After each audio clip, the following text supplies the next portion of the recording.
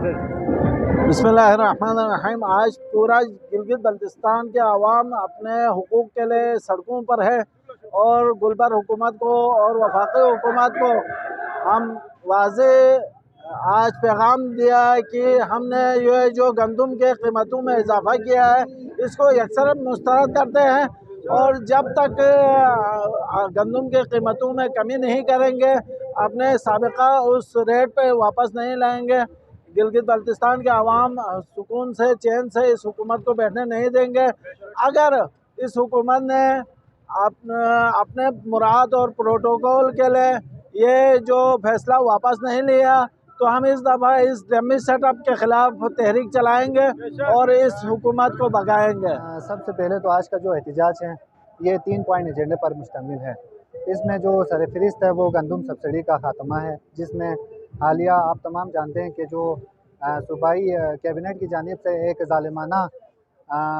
ज़ालिमाना तर्ज़ अमल पर जो बेतहाशा कीमतों में इजाफ़ा किया गया, इसके ख़िलाफ़ यहाँ पर एक एहतजाजी जलसा मुनक़िद किया गया है जो कि अंजुमन ताजरान की ज़ेर सरपरस्ती होगी।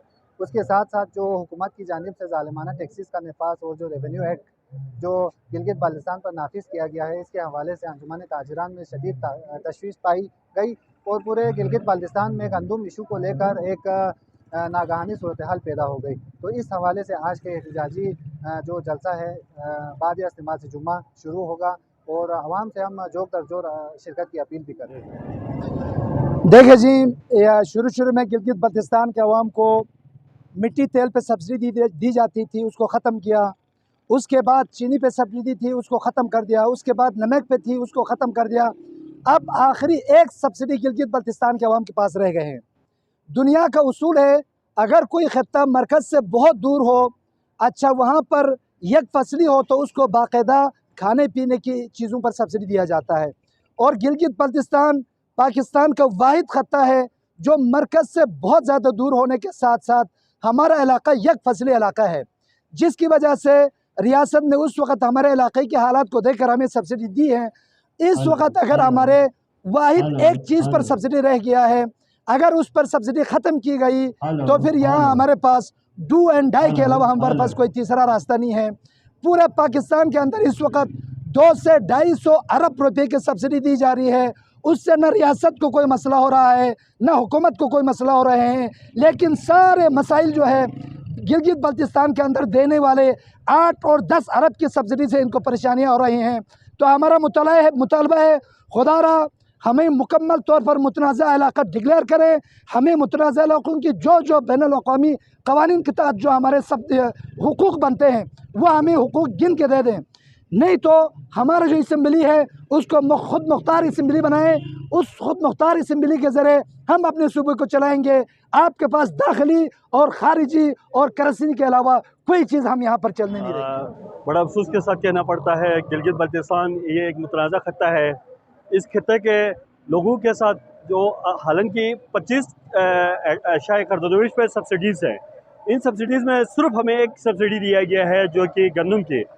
ये जो जुल्फ़िकार अली भुट्टो के एक तोहफ़ा था आवाम के लिए, ये गरीबों के मुंह से नवाले छीन रहे हैं। ये हुकूमतें कुछ दे नहीं सकती है तो आज इतने अवाम पूरी जीबी के अवाम रोडों में है और महंगाई उरूज पे है, महंगाई का बम गिराया जा रहा है।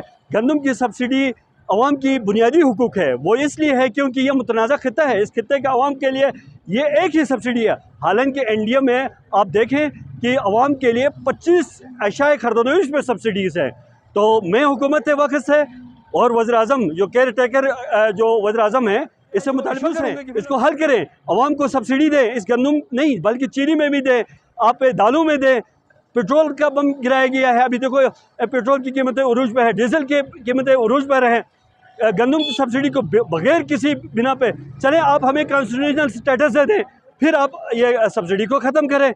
और आप जो मराद मुल्क के 4 सूबों के लिए जो मुहैया है मिल रहा है वो आप हमें दें और हम पे सब्सिडी और लागू करें।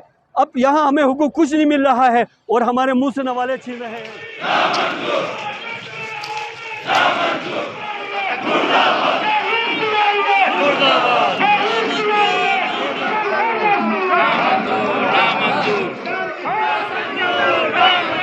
गंदम कटौती